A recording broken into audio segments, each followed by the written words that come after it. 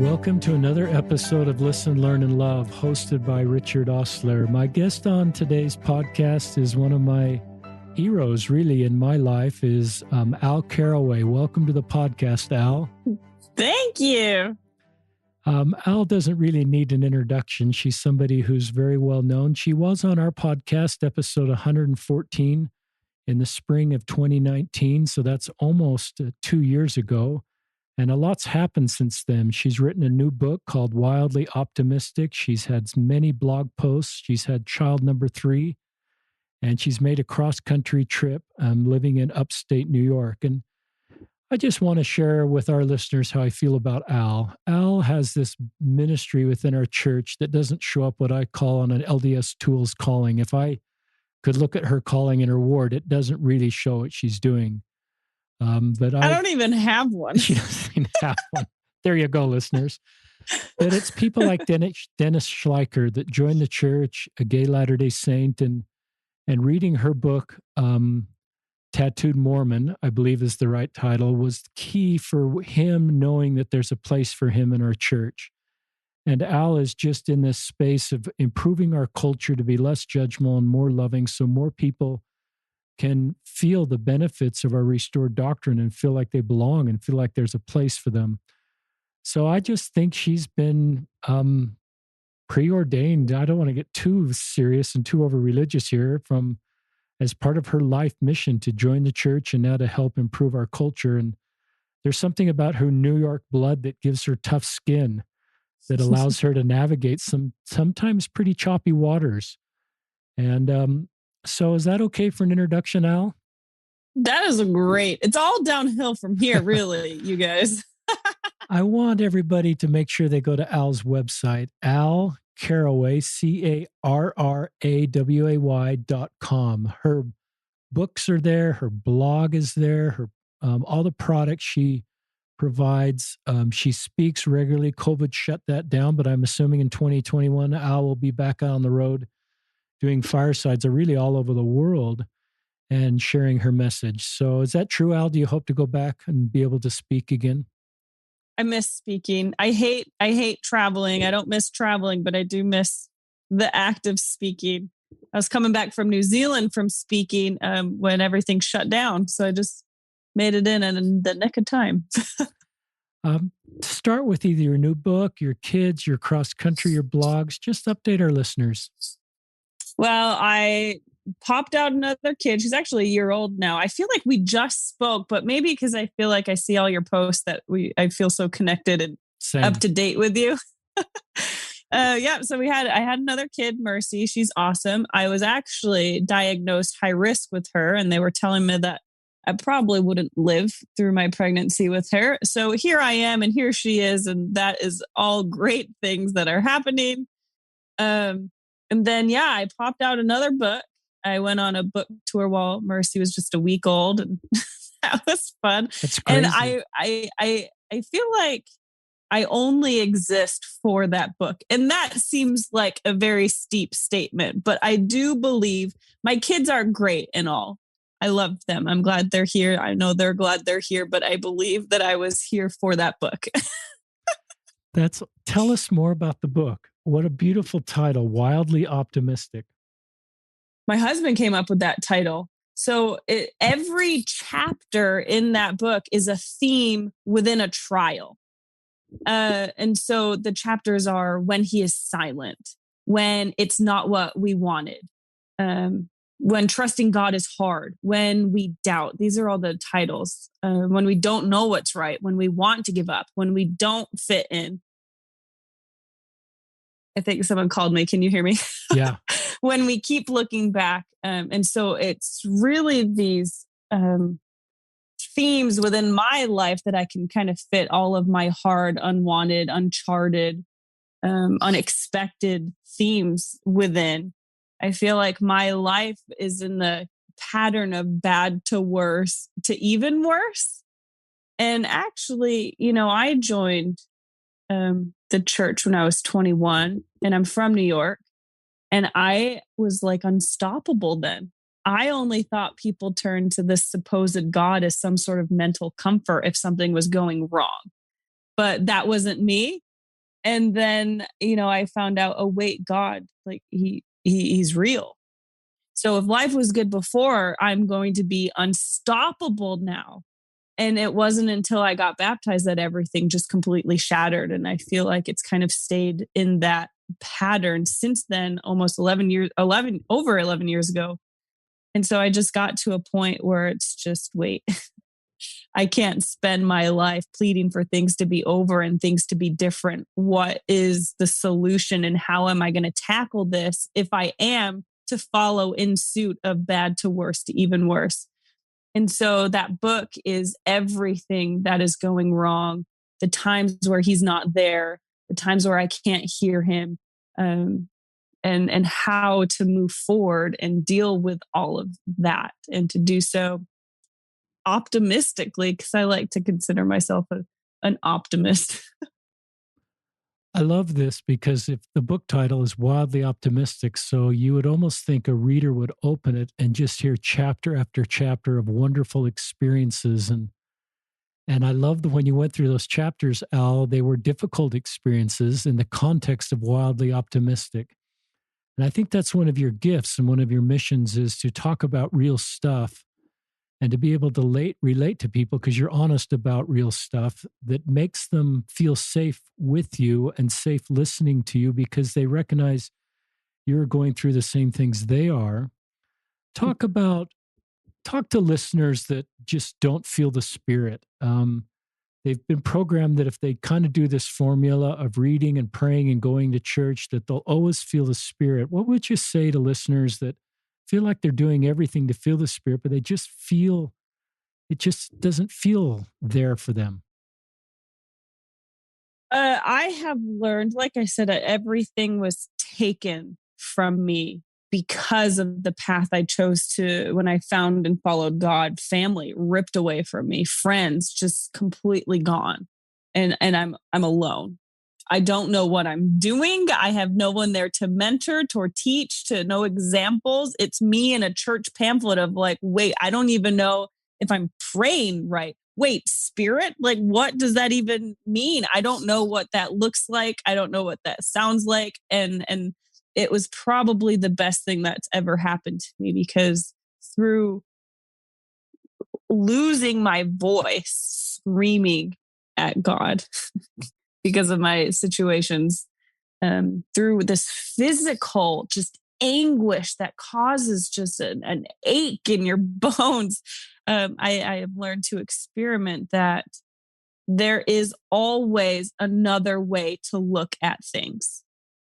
And if I'm not, and so if everything seems doom and gloom or quiet or stagnant, I need to figure out, I need to look at it differently, because I know that the God that I believe in says that that's inaccurate.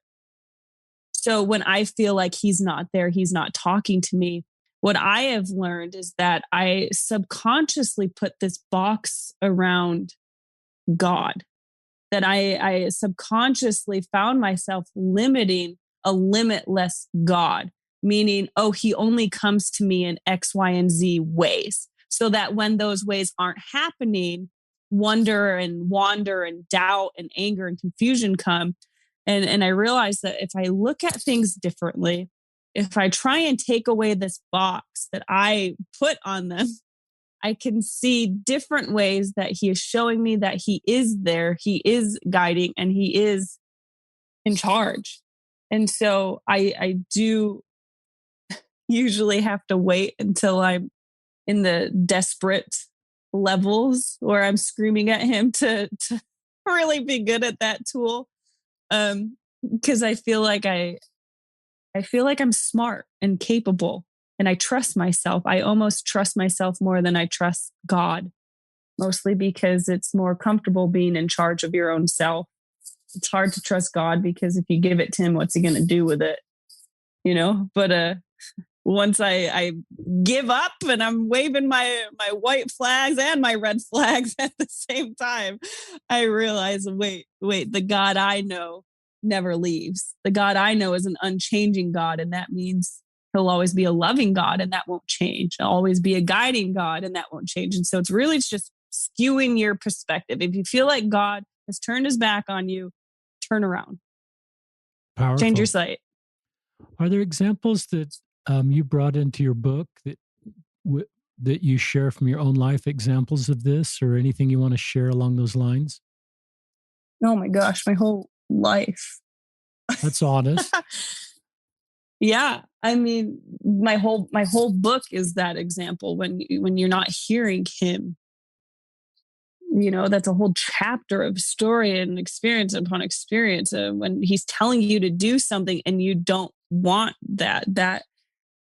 that's the story of my life. I mean, but what's helpful for me is it just takes you trusting him one time. It takes you seeing your seasons through one time for him to show you how great he really is. And if you do it just that one time, you just see your seasons through, you just embrace the unexpected, remembering who's guiding you, and you see that you're still here. It will make it easier for the next time and then the next time. And so really it just took one time to I was just hoping that he is as good as he promises he is. And I look back at all the times I've screamed at him and yelled at him, wondering where he is and if he even cares still about me. It was all of those times that has brought me to everything I have now. My favorite things. I wouldn't have a single thing if it weren't for those exact times I was wondering where he is. Yeah, I mean, someone asked me if I was going to write another book after I just popped that one out. And I'm like, I gave it my all. I have nothing left. It's everything I've ever learned, felt, experienced, struggled with. And then, I even if I wanted to write a book, I say that I couldn't because it's all in there. And then, that book came out and we moved from Arizona to New York towards the end of this summer. And closing on our house did not happen the way that we wrapped our entire lives around, planned around it. We actually ended up houseless. And that was over a month. 5 of us with a big 150-pound dog in a single hotel room for week after week after week. And the things that I learned and questioned and screamed about then, I could probably write a whole book just on that. And so we keep morphing and we keep figuring things out and we keep learning more adjectives of God that, have been a good tool to learn. So I want to say I give it my all, and yet here I am, still experiencing and still learning and still struggling and morphing. I love that term, more adjectives of God, and still learning and still growing and stretching. And I think a lot of listeners would hope, if you have time, that you would continue to write and write another book. I don't want to put pressure on you, but you have a way of teaching the gospel of Jesus Christ through your own experiences and bringing hope and healing to others. It's one of your gifts. So talk other chapters of the book, Wildly Optimistic. You kind of went through and named several of them. Are there any you want to go back to, Al, and talk to our listeners about? Yeah, I mean, there's a lot of, it's all very personal. I mean, I have years of unemployment and death, the brink of death with pregnancies, or some pregnancies where we don't have health insurance and you don't know it's everything. But there's there's a lot of scriptures from the Bible in there that are really looked at I'd like to think, a different perspective to really place ourselves. I think it's easy. Sorry, my alarm went off. It's easy to look at these people in the scriptures and be like, well, that's cool and great and good for them because we can see their start to finish. And we can't always see that with ours. And so there's a lot of scriptural stories to really place yourselves in and see them differently. Like, for example, one of my favorites that I've come to love is about Lazarus. And then you have Mary and Martha, the sisters. And they loved each other. I'd like to say that they were best friends with Jesus, because every time he was in Jerusalem, he would stay at their house and was it Bethany? And they were so close. And when Jesus heard that Lazarus got sick, he knew about it and he never went. And that was hurting them through, twofold in my mind. One, as a savior, they knew that if he would come to them, he could prevent it. He could heal them. He could stop it. But two, as a close friend, he knew that if, why aren't you here? Where are you? I thought you loved me. And that one kind of just pierces me because, we think, wait, if he was here, this wouldn't be happening. If he were really here, things would be different. Wait, I thought he loved me. That's probably my favorite one. And we kind of, I just talk about one of my favorite scriptures is, it pleased the Lord to bruise him. That's kind of my motto in life, my recentering perspective, because there is in fact something else. Like he knows something we don't, and to hold on for that ultimate magnification of seeing it come through and waiting for that bigger miracle. I mean, that's the whole story of Joseph in the Old Testament. He was promised a great life. He was favored and he was supposed to be a leader, and then life brought him to a hole. And you're like, wait, hold on. This wasn't part of the plan. Where are my promised blessings? And then just when you think like life is really bringing you down to the dirt, in his case, literally, he's sold as a slave. And years are passing and you're like, wow, wait a second. And then, he's in prison. He goes to prison for years and it's me. We have these moments where you're like, wait, where is God in this? Wait, where are these promised blessings? We become members of this church and you're like, oh, if you do this, this is going to happen. And you're favored. You're the salt of the earth. And you're like, cool, great. Then why am I in prison? Why is all of this time passing? And, and that's where like that ultimate magnification, we hold on to these people in the scriptures that we can see their start to the end and know that our unchanging God will do that same thing to us, even though that we can't see our end. And Joseph, he did become a leader, but not over just his little area, over his own little family, but all of an entire civilization. And he was able to be reunited with his family and bring them to a more abundant life with it was the ultimate magnification. And so it's just these scriptures where you're wondering why and what and for how much longer. And we hold on to the truths we can pull from that and where we can see ourselves in those stories to help us to keep going just even another day. Love that. I love these words you're using, magnify, and I love the examples you're pulling out from the scriptures in your own life.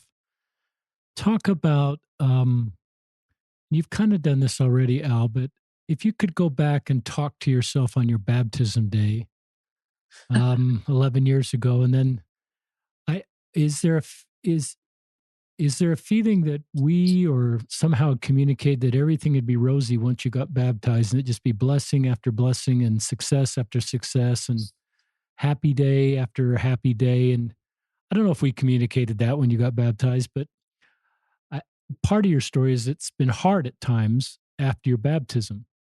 And that's the way it is for all of us. So what would you say to yourself back on your baptism date, now 11 years away from it? Oh, I just laugh at how ignorant I was. That's honest. You're always honest. Well, yeah, ignorant because I was 21 and the contrast is so black and white that there's no way that you can turn your back on this contrast of before and after. And it's ignorant because this is actually what got me into speaking, but I had such a pause moment in my life after this because I just gave up my family so I can live this life within this church with this God that I still am learning about. Wow. And I gave up all of my friends willingly.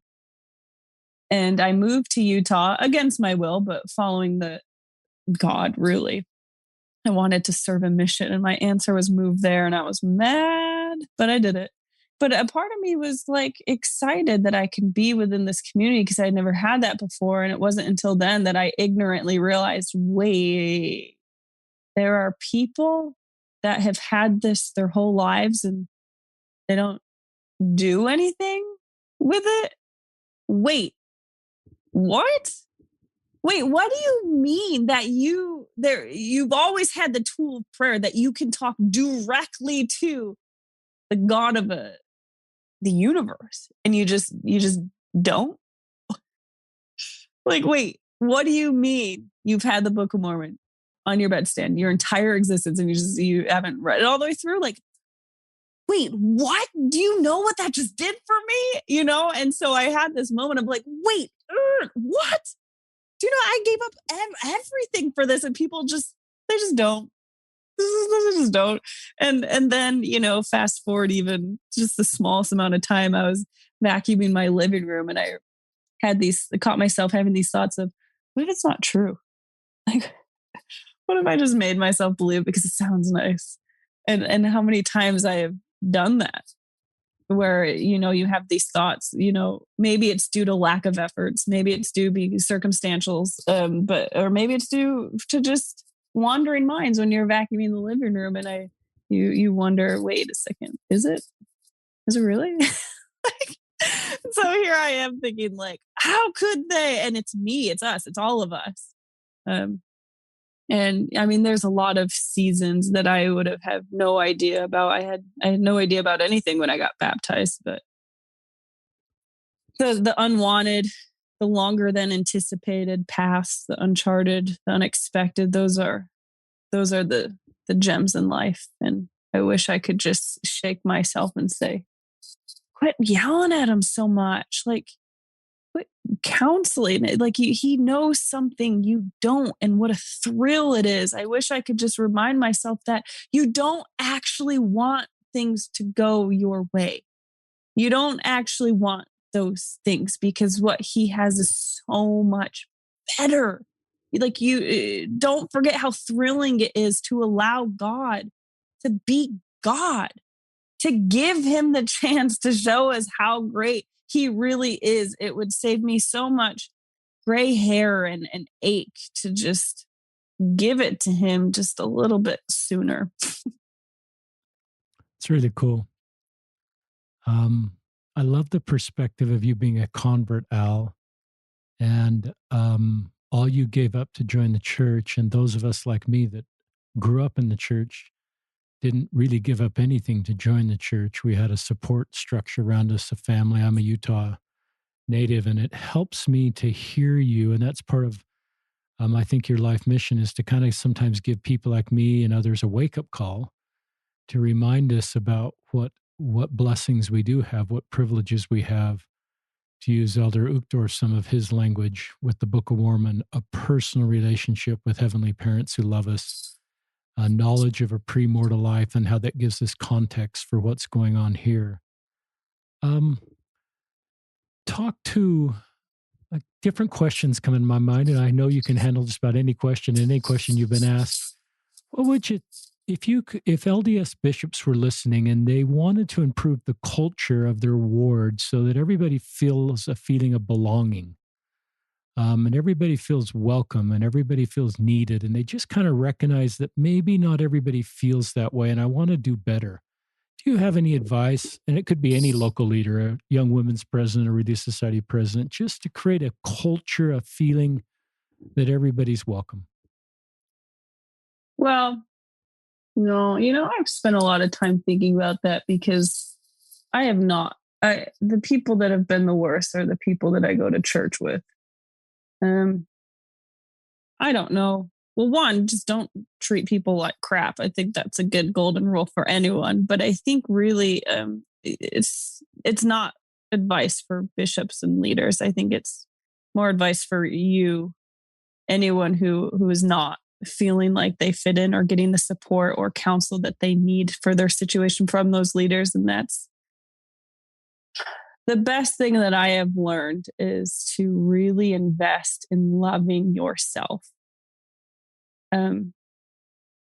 Because when there were times where bishops, who weren't my bishop, but who were bishops at the time, who would see me online from an article or something that I did, and they would say, God could never love someone like you. Wow.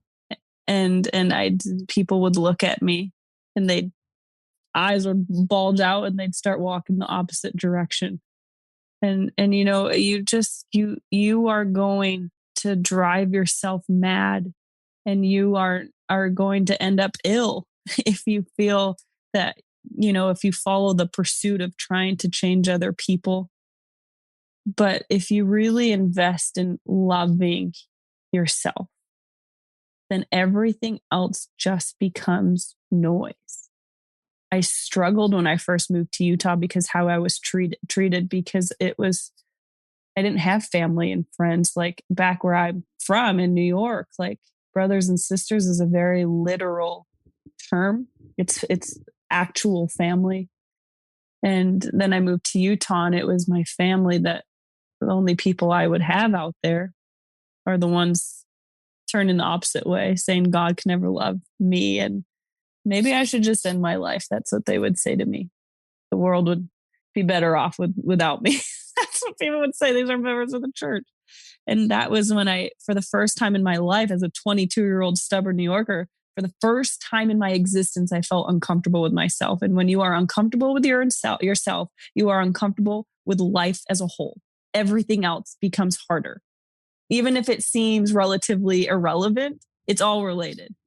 And I just got to this point where this isn't me. I miss me. And you get to a point, it's like, okay, wait. So now what? And I realized, like, I'm going to learn to see myself the way that God sees me, and I'm going to hold on to that for dear life, because that's the only thing that matters. And I'm going to hold on to what God himself has told me and what I believe I need to be doing in my personal life. And I'm going to go for it. And if I am right, if I feel like I'm doing what I feel called to do, everything else is just noise. Yeah, I have leaders that still aren't great. I've been a member for 11 years now. You have members, you have leaders, and they're just not going to be what you need or want or expect them to be. But if you are, sometimes you just worry about you and worry about God, and you have the power to move through all of that.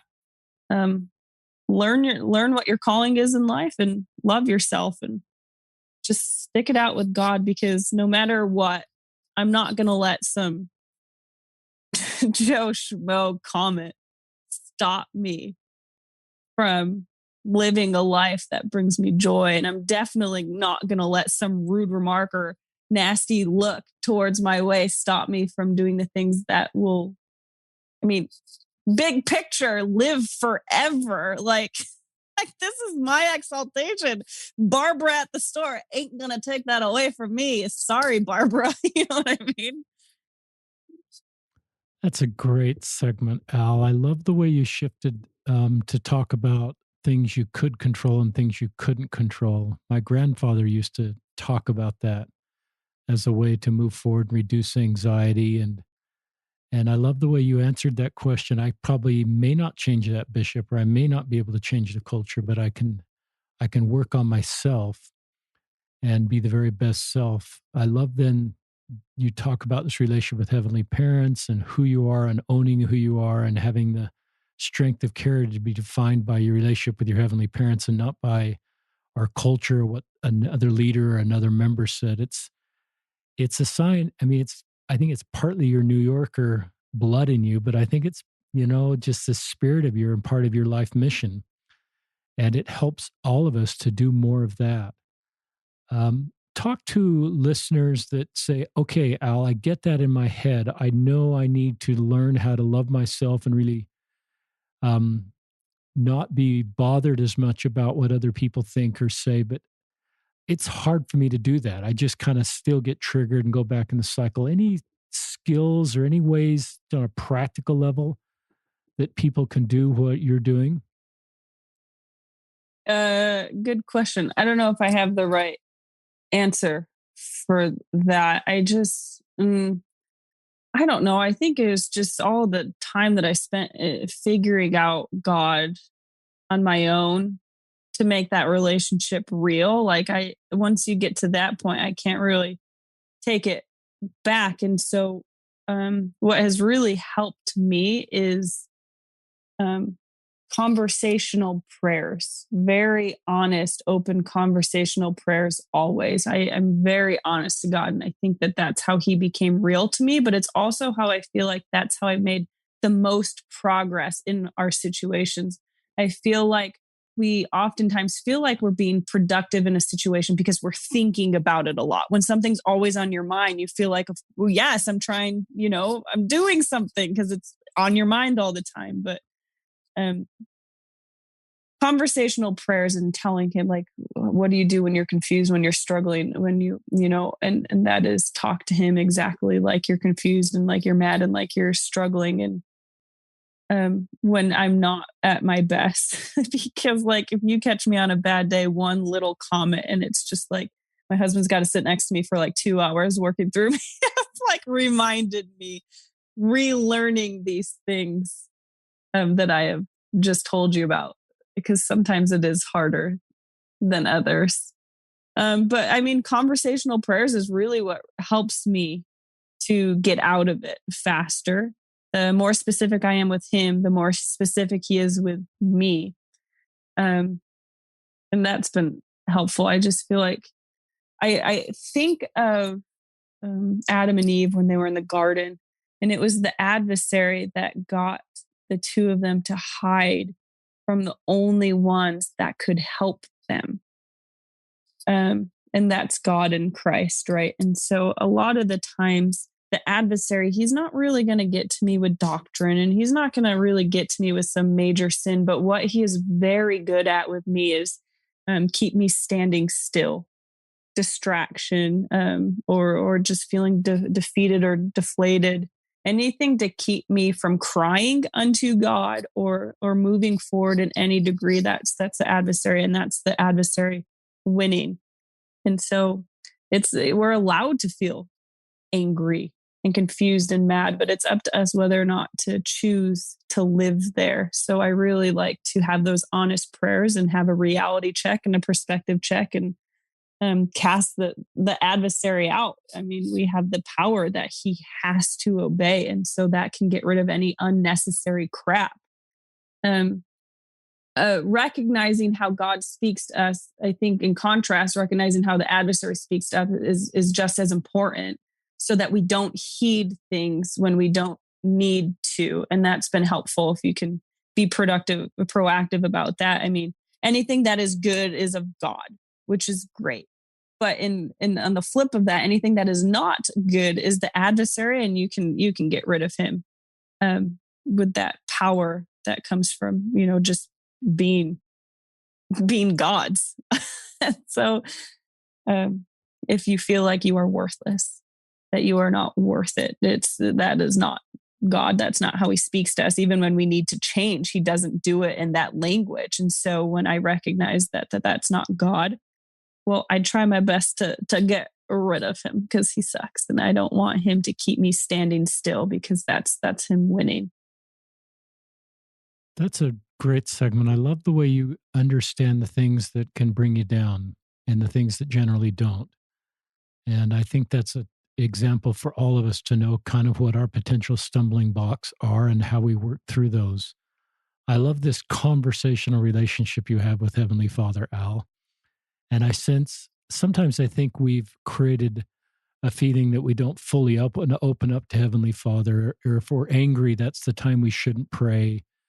And we should sort of have this very, I don't know, some sort of like we talk to a grandfather in very reverent tones. But I sense that Heavenly Father knows all about you. Your angry days, you're talking to him. Your hurt days, you're talking to him. Your joyous days. And is that true? Yeah. And that stems from being by myself. When I was introduced to God in general, let alone a religion, but no one told me any different. Awesome. So I just did it, but that is how, like I said, he is real. So even when I don't want to, or it's hard to trust him, I know ultimately to keep that foot moving forward, because I mean, he's a friend. Like I know him because of it all. And when you know him, like, could you trade that knowledge? I love that. And I, we've got 6 kids at our home. You've got 3. And I want our kids to talk to me on their angry days. I want them to talk to me when they're frustrated, when they have pain, when even I've generated the pain potentially in their eyes. And so I love what you're teaching us to do, because I think God can handle it. And I think he wants us to keep those communication channels open. And you're teaching us how to do that. I want to go back to your baptism date. For anybody that hasn't heard kind of your conversion story, as I listen to people that have joined the church, what were the kind of the things that are core doctrines or teachings or principles that drew you to the church and were a contrast between whatever faith tradition, if you were in a faith tradition before you joined the church and joining the church? Well, I kind of working backwards here, because I wasn't seeking out after anything. So I didn't have this hole or a void I was trying to fill, and I didn't have this thirst that I could recognize. I grew up Catholic. Of course, everyone out here where I'm from does, but at least in our community of upstate New York, you don't really do anything. When you grow up Catholic, you go to, you'll do your communion and stuff like that. But really, it's like a holiday thing.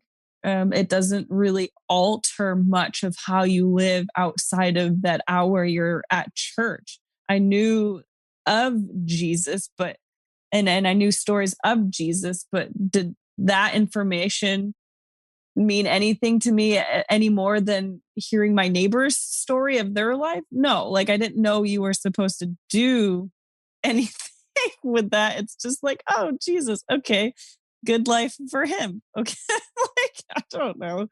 I didn't know that should mean anything to me. So here I am, stubborn 21-year-old New Yorker, and I meet these missionaries, and I have never even heard of Mormons before. I mean, where I'm from, you think of people knocking on your doors and it's Jehovah's Witnesses. And so I'm talking to them and I'm like, well, what are you guys? Like, what on earth? And at that point, this is when I believed that people only turned to God when something was going wrong in their lives. And I wanted to show these cute little dorky missionaries that how they were living is in vain. And you don't need to do that. And so I was actually out to prove them wrong. And I was going to try my best to live how they were teaching me, and to live it long enough to allow contrast to happen, if it were to happen, just so I can go back to them and say, you're an idiot. So this was my quest. And so this is what I'm praying every day. No one told me how, but I did it because I told them I would, and I'm out to prove them wrong. And so that's when I'm just talking, because I didn't know how else to do it.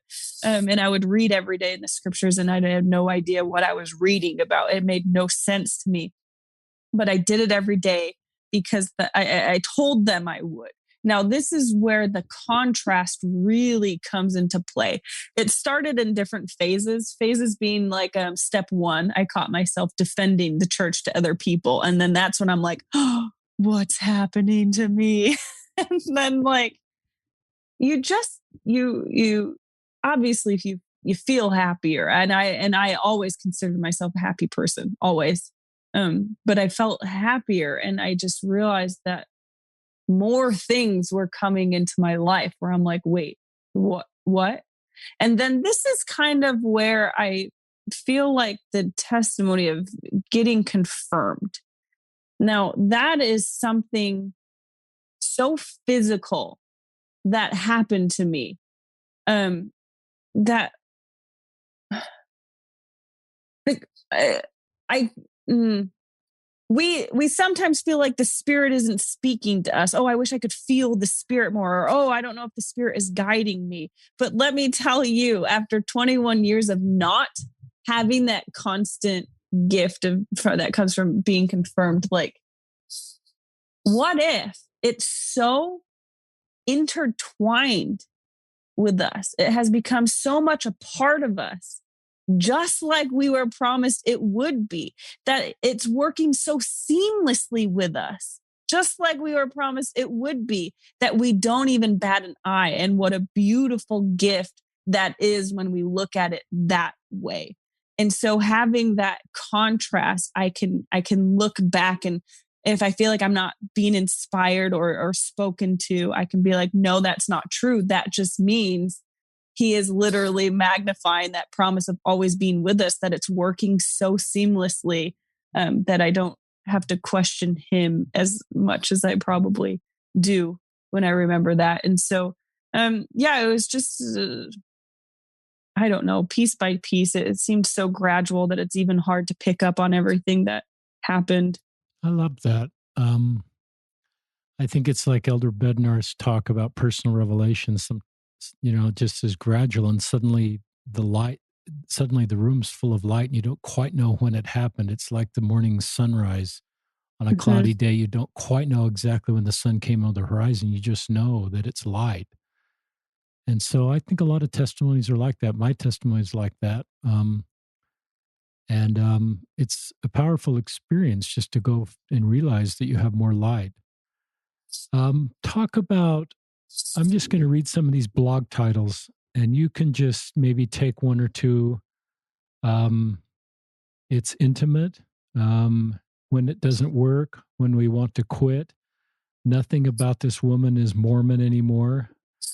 I don't feel the Spirit often. These are really great blog titles that part of your ability is to be open and vulnerable and talk about how you're working through complicated issues, that many of the people that are reading your blogs need examples of people actually being vulnerable and open. So any of those you want to go into more detail on? I think we talked nothing about this woman as Mormon anymore.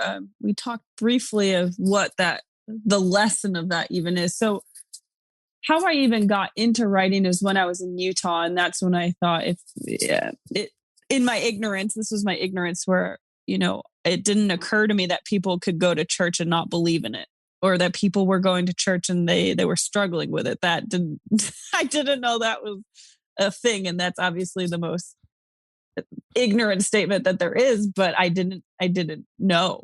And so someone came up to me and they asked me a question, and I was only a member for a few months, and I just barely got to Utah. And I realized, wait, you're struggling with that? Oh. And then it was a light bulb moment for me where it's like, well, if you're struggling with that, other people are struggling with that. And I remember my first viral blog post was titled The Tattooed Mormon. And that's where that title came from. I never thought it would be a nickname or this awful, awful brand that I can't shake. I realized, wait, everyone feels the same. That blog post of how I was treated in a Cafe Rio because of the way that I looked. Not a lot of people can say that is their situation, but it went viral because everyone can see themselves in it, because they also feel like they do not belong, or they also feel judged, or they also feel mad at God. And so I realized, if I am bringing people together through these unified feelings, everything I've ever written, there's a unifying factor I try to do to reach every single person as a reader by connecting through those feelings. And yes, that means being vulnerable, but what do I care? You know what I mean? I don't care.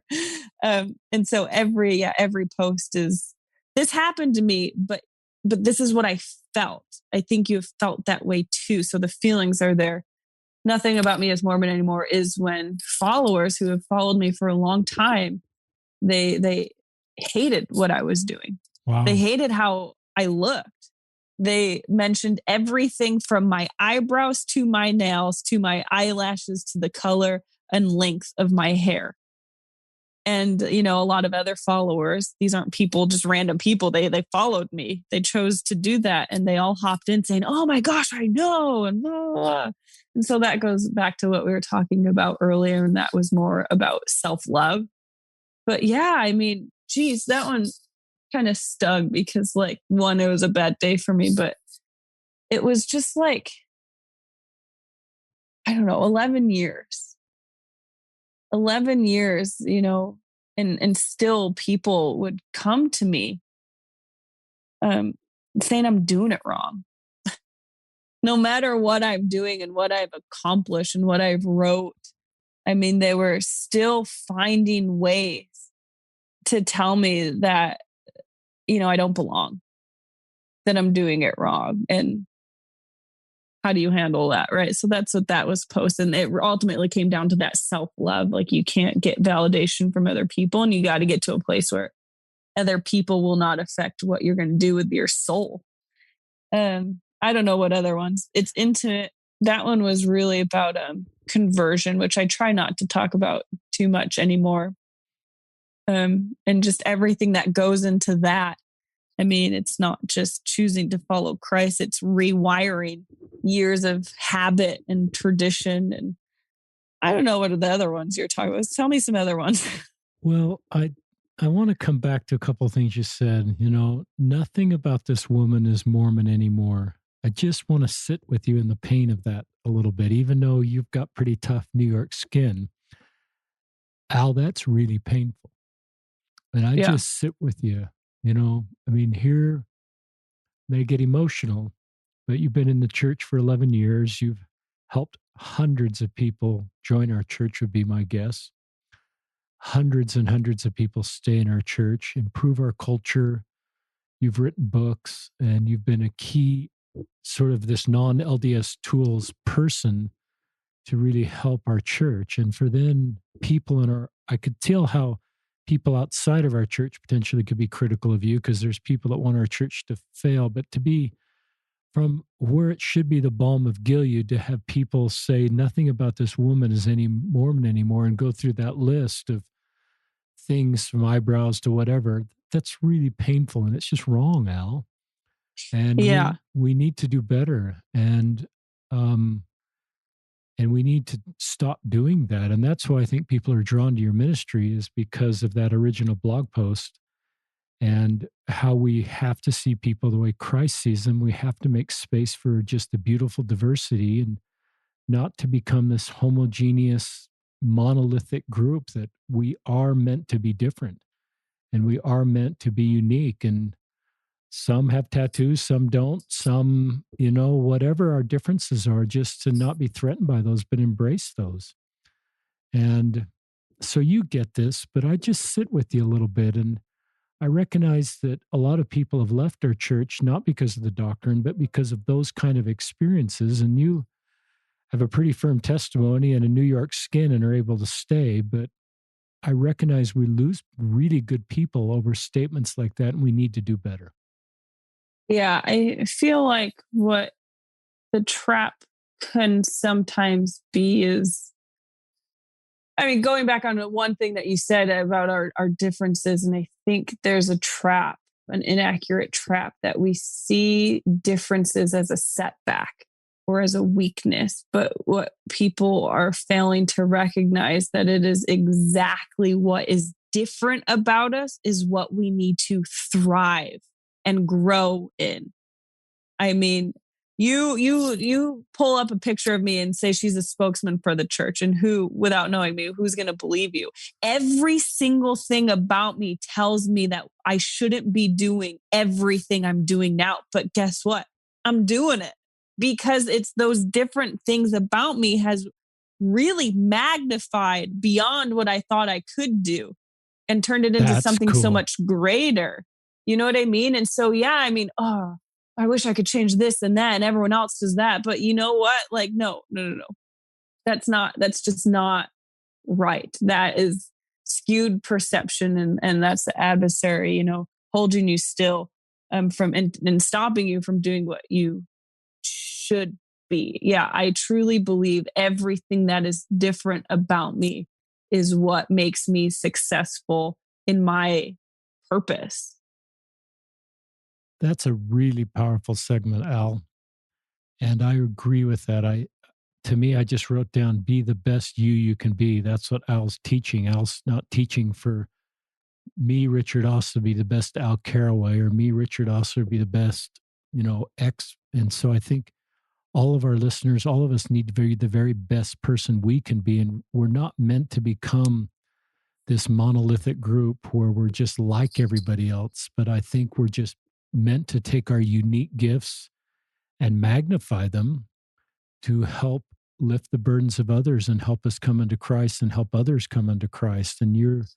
So I love this sort of self-awareness and self-confidence you have in who you are and owning who you are and looking at that. And I think that's good for other people that just are not sure that this part about them is ownable. We haven't really talked about LGBTQ, but Dennis Schleicher, who's gay and joined the church, your book, was key for him just to feel like there's a place for people to belong in this church. And so I think that's one of the things you're teaching is just to own who we are, and that is needed to help us become the body of Christ. And we're all created in these differences, and that's a good thing. Any more thoughts on that? Yeah, I just think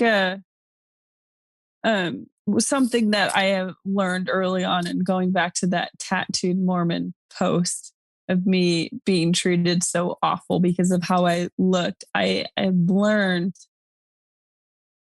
that, there's culture. I don't believe in the term church culture. I don't think that is accurate, because having been to every state in the U.S., speaking at our church, and having lived in too many states and having been in way too many wards, it's embarrassing how many times we've moved. But having participated wildly across the country, and even in 5 or 6 other countries, I have learned, one, church culture is not the same everywhere else. I have lived in Utah for 10 years, and what people are upset about and what people are targeted do not exist in the East Coast. It just doesn't. Those issues do not exist. They're different.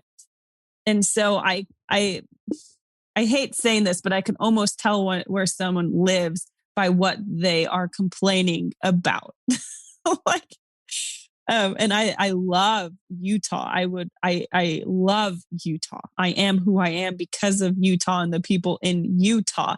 But it is true that what is happening there it's not really an issue in other places. And other places do have issues too, but they're different than the ones in Utah. So I'm not putting down Utah. I'm just saying it's different. There's different things. And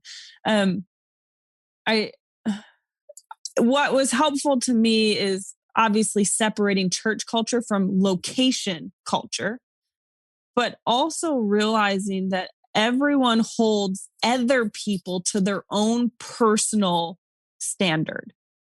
For example, how I personally live and interpret things, you unconsciously project on other people, and you just assume that other people should be doing it the way that you're doing too. And like I said, it's sometimes a subconscious thing that we don't even realize. It's just, you move forward in the best way in life that you think you should. But when other people are doing it in the best way they should, and it's not the same as yours, you're like, wait, I think they're doing it wrong. I don't know if that's the best way that they're doing. You know what I mean?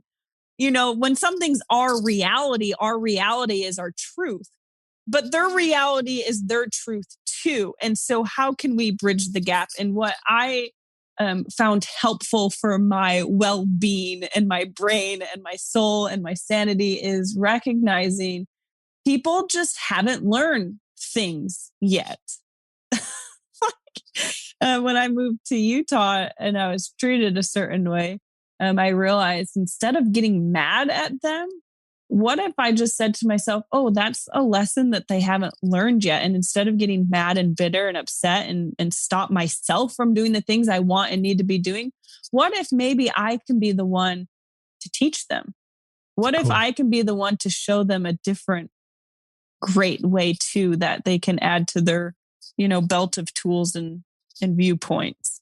And so instead of getting mad, I try to be a teacher, teach by example and with a smile and worrying about God. It's really cool. I just admire culturally in Utah, we usually just aren't as open. So here you've got, and I think we're craving for vulnerable, authentic conversations at church and in our communities, because that's how we really know what's going on in other people's lives. And like you've got a post here that says houseless, and you've got this picture, I think, in this hotel you're referencing. You've got your husband and these 3 little kids and you on a bed just looking towards the camera. And it's just like, this isn't what we planned. And instead of not talking about that or being embarrassed about it, you just chose to make a blog about it. And I think it connects people with your mission that, Al's got a lot going for her. She's got a beautiful family, but she has real curveballs that happen in her life. And she's going to talk about those and share those. And I think it's just part of your generation helping. I'm nearly 60, helping our generation and just the church. It's okay to be vulnerable and real and authentic and talk about the hard times as well as the good times, because that's how we all help and support each other. But that's my interpretation of your post. Share with us what your listeners on that. I really feel like I would be doing an injustice and dishonor really to shield my kids from learning those things with us. Like I said, it goes back to struggling with God conversationally. And we try to teach our kids that. We try to get them involved in our big decision making, to recognize, well, how do you feel? What thoughts are coming to your mind? And so it's not just telling the kids, hey, we're moving to New York. It's like, this is what we're thinking. Like, let's talk about it with God and tell me what thoughts are coming to your mind, in the next few days, so they can really learn that tool so that they can go out and apply that to their decision making. And in this hotel room, if someone were to say you're going to live in a hotel for over a month, my mindset would be different. But no one said that. They said, oh, you're going to close tomorrow. Oh, you're going to close tomorrow. Oh, you're going to close next week. And so it was whiplash. Things were not going how they said they would, and it was completely out of our hands. And I learned an important lesson, mostly because I had no other options, because we were in a single hotel room, all 5 of us, that I lost it. I mean, I gave up my family. I've had years of unemployment. I've had health, so many things, but I can say that being in that hotel room was the hardest thing I've ever gone through. And I mean, just looking at your kids, I would want to break down and say, what did I do to rob my kids of having a house? I mean, I don't cry often, but I think I cried every day. And my kids, they were there experiencing it with me because they had no other option. And so they see me collapse on the floor after another bout of bad news, screaming at him, hysterical. But then they also heard me say, so what now? They also heard me say, this is how I'm feeling. What else is, you know what I mean? And so it's important. And like I said, it would be a dishonor. I would be setting my kids up to fail if I didn't show them how to struggle with God, and that how to keep going with Him amidst it all. And so being in that hotel room was probably one of the most sacred times in my life, because as a family, we together struggled with God and yelled at Him. And, you know, my kids learned to say, we've prayed about this 100 times. What now? and I really feel that that's what we need. That's what everyone needs to figure that out. And feel comfortable doing that, because unstoppable is the person who can really hook arms with God no matter what. That's powerful. For your 3 kids to look at that experience in the context of what it's teaching your kids, and to be able to at times step out of the pain of that situation, to kind of go to the 40,000 foot level, Al, and see the lessons for good that's teaching your kids as they see you struggle, but the principles it teaches them how to work through struggles because they're seeing it directly from their parents. And I think, as you're correctly have concluded, that helps them. It doesn't hurt them to see parents struggle, or parents wrestle, or parents be upset, or parents ask questions. I think it helps them, give them tools to work through the same issues as they face those later on. So I don't know if that comes intuitively to you. I don't know if it comes because you totally understand the doctrine of our church, or a combination of both, but it is one of your gifts, Al.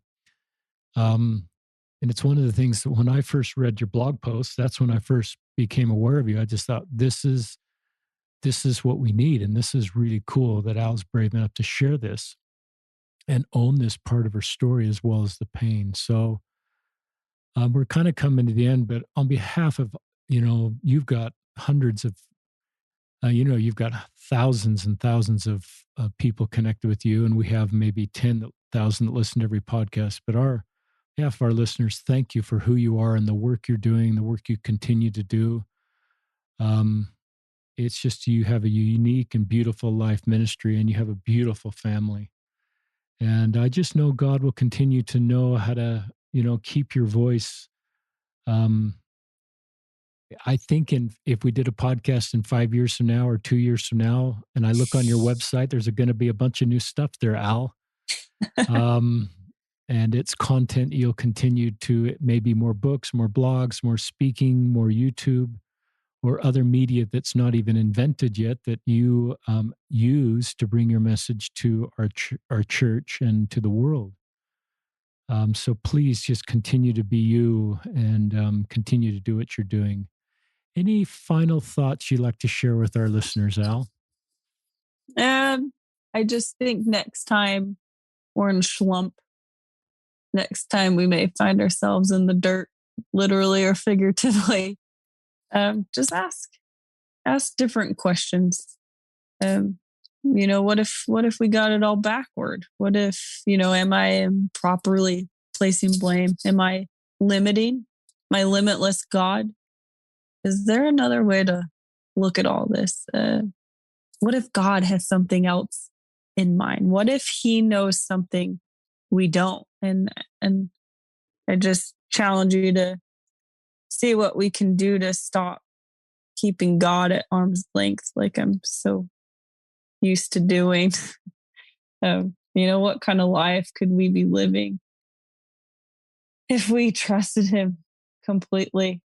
If we embrace the unexpected, if we see our seasons through, I am certain that God knows something we don't, and he's bringing us to something different, but something much greater. It's cool. And as you gave that last segment, I just thought of your book title, because Wildly Optimistic is just so consistent with what you just said.